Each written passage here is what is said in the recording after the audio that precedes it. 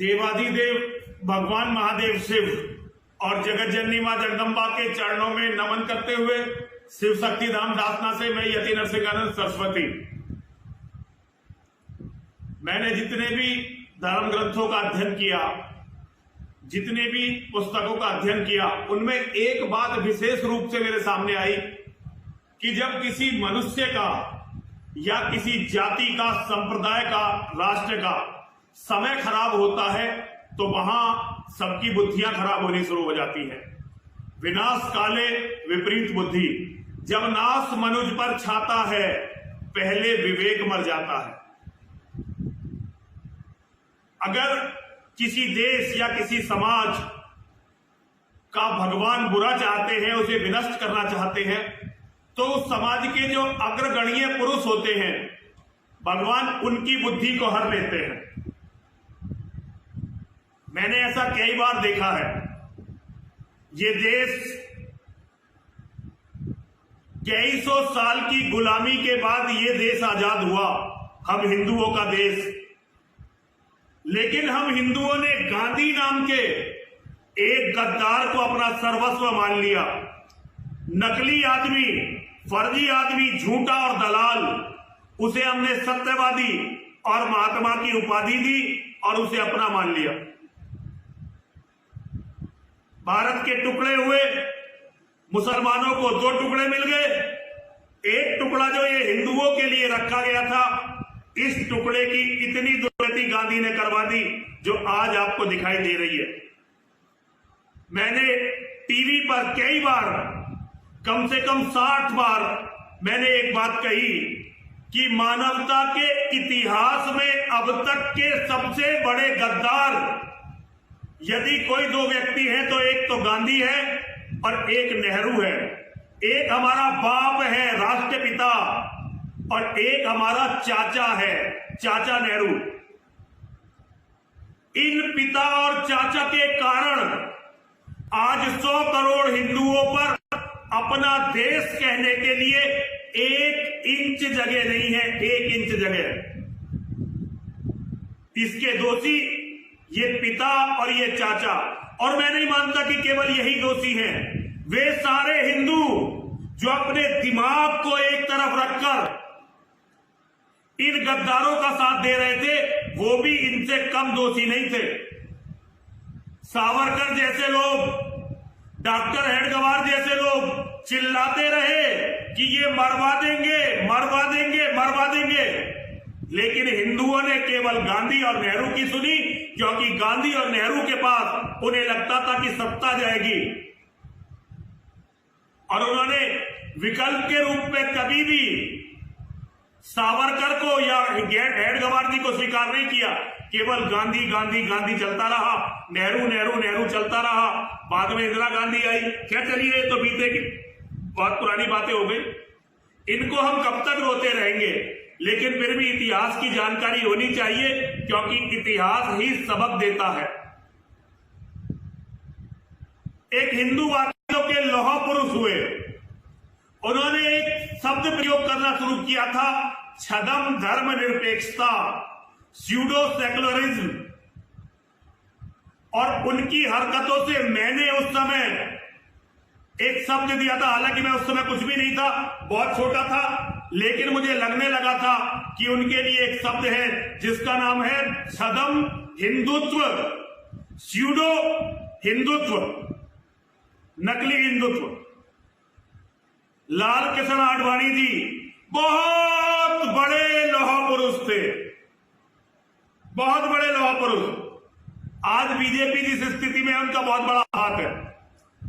राम जन्मभूमि के लिए रथ यात्रा लेकर चले।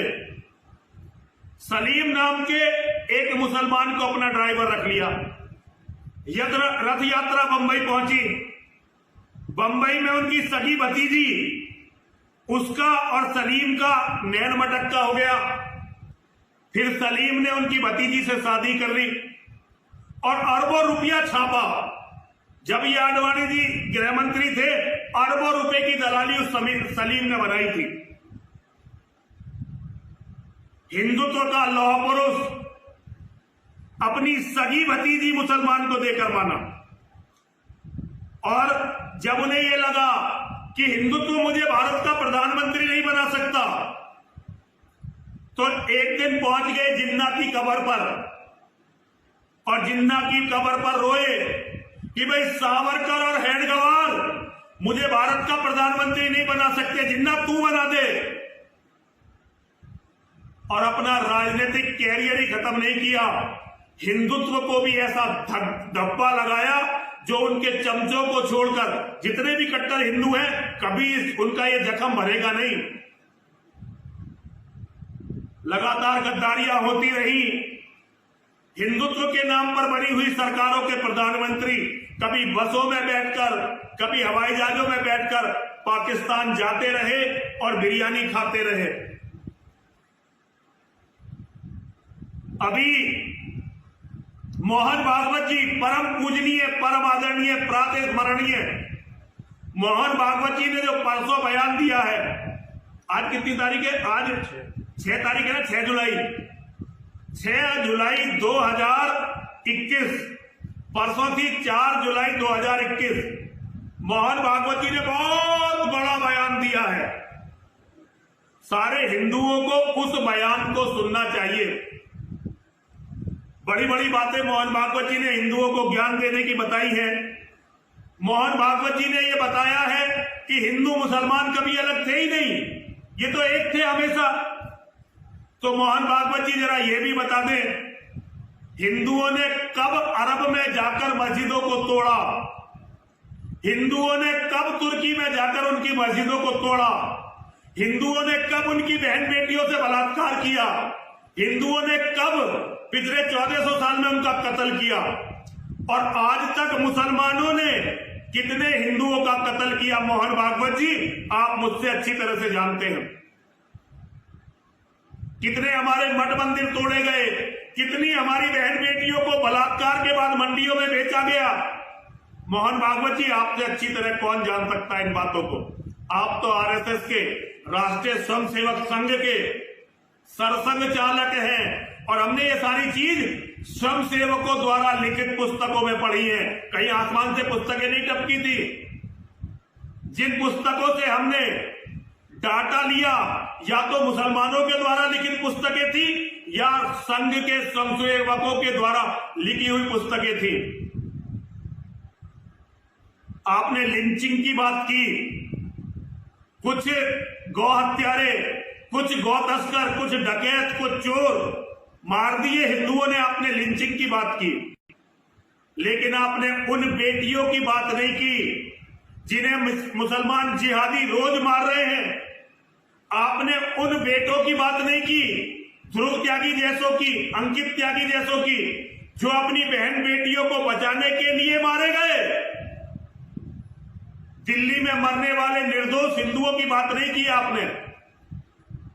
हाँ, 10-5 जो मुसलमान मर गए, बदमाश, हत्यारे, गौ तस्कर, उनके लिए आपके मन में बड़ा दर्द आ गया है। मैं अच्छी तरह से जानता हूं कि ये योगी आदित्यनाथ जी महाराज को उत्तर प्रदेश का चुनाव हरवाने का आपका षड्यंत्र है। हमें मूर्ख मत मानिए, हिंदू को मूर्ख मत मानिए, अच्छी तरह से हम ये समझ रहे हैं आप उनका योगी आदित्यनाथ जी को उत्तर प्रदेश का चुनाव हरवाकर, अब मुझे पता नहीं आप किसकी ड्यूटी बजा रहे हो, लेकिन ये तय है कि आपके इस बयान के बाद बहुत सारे कट्टर हिंदू आरएसएस से विमुख हो जाएंगे और योगी जी को इसका परिणाम भुगतना पड़ेगा। आपने ये बयान ऐसे ही नहीं दे दिया है, बड़ा सोच समझकर आपने ये बयान दिया है। सारी दुनिया जानती है जब आप कट्टरवाद की बात करते हैं तो प्रचंड बहुमत से जीतते हैं, और जब कट्टरवाद खत्म होकर हिंदुओं को अपने मुस्लिम दामादों का, मुस्लिम दामाद इसलिए कि आरएसएस की परिपाटी है मुसलमानों को अपना दामाद बनाने की, और आपका एक बहुत बड़ा प्रचारक है जिसका नाम है इंद्रेश कुमार। अभी आपके ही एक वरिष्ठ प्रचारक जी ने, नाम में उनका इसलिए नहीं ले रहा कि उनकी जान को खतरा हो जाएगा, उन्होंने मुझे बताया कि लगभग 1 लाख लड़कियां 1 लाख से ज्यादा ही लड़कियां इंद्रेश कुमार जी की प्रेरणा लेकर मुसलमान, राष्ट्रवादी मुसलमानों से शादी कर चुकी हैं। इसी को लव जिहाद कहते हैं भागवत जी। लेकिन खैर, अब आपको इन बातों को कहने से क्या फायदा है, आप हमारी पीड़ा कभी समझेंगे नहीं।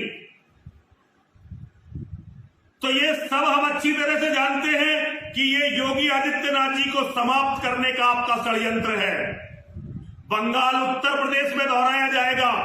एक तरफ अखिलेश यादव जैसे लोग खुलकर ये कह चुके हैं कि वो लिस्ट बना रहे हैं कौन कौन इस योगी जी का समर्थक है, और चुनाव के बाद उन्हें देख लेंगे जैसे बंगाल में देखा। और एक तरफ आप हिंदुओं का मनोबल तोड़ रहे हैं। आपको मुसलमानों की एक वोट नहीं मिलनी।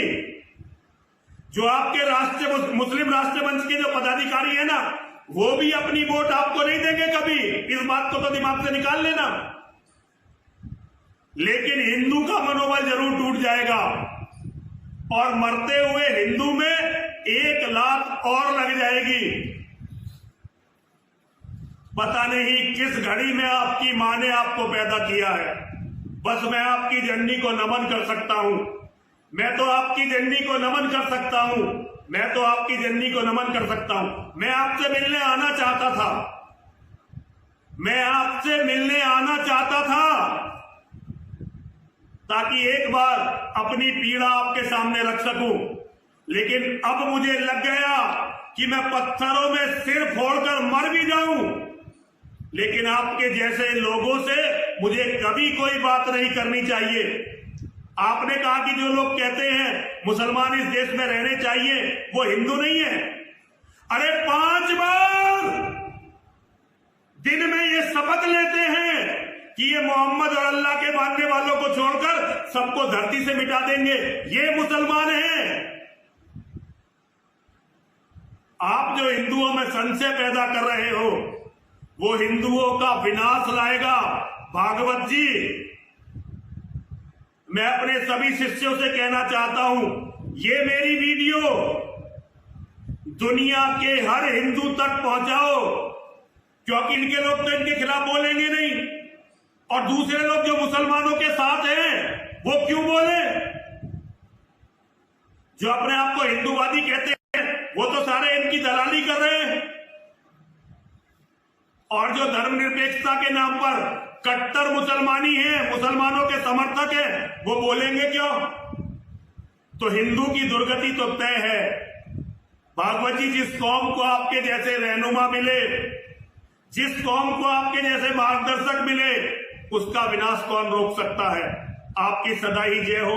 आपकी जननी को प्रणाम करता हूं, और मैं अपने शब्दों को वापस लेता हूं कि मैं आपसे मिलने आऊंगा। मैं आपसे मिलने तो नहीं आऊंगा, लेकिन इस्लाम के जिहाद के बारे में कुछ पुस्तकें ढूंढकर, वो जो राष्ट्रीय स्वयंसेवक संघ के स्वयंसेवकों ने लिखी हैं, वे पुस्तकें ढूंढकर आपको भेजूंगा।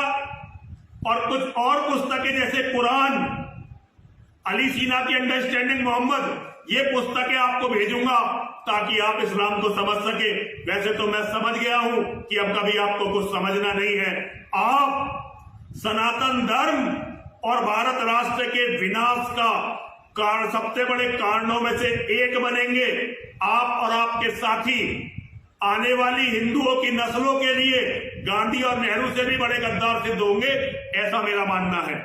और आपको इसके लिए बहुत बहुत अब शुभकामनाएं तो दे नहीं सकता, क्योंकि ये कार्य शुभ नहीं है, तो आपको बहुत बहुत अशुभकामनाएं। हर हर महादेव, हर हर महादेव, हर हर महादेव।